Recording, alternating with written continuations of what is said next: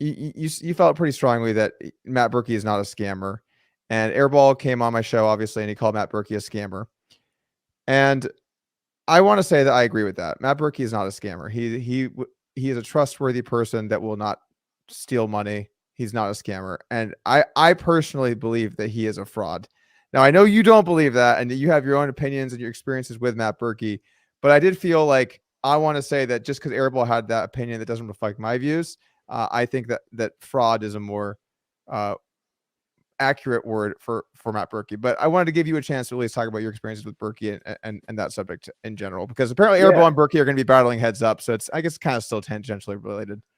My main problems with Matt Berkey are, he just feels like he's a lot more intelligent than he is, and he thinks using some big words are going to save him.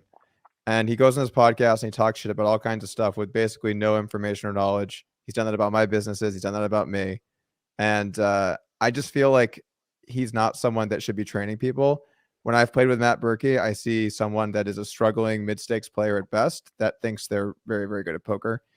Whenever I see Matt Berkey hands, there's usually a lot of questionable stuff going on. And I just don't think he's a particularly good poker player who has no real track record of results in almost any capacity other than a screenshot he posted from his phone where he inputs the digits. So I guess to me, when I look at people that are really good at poker, I look at the verified crushers that are winning and things that you can see. And when I look at Matt Berkey's track record and things like that, there isn't a track record.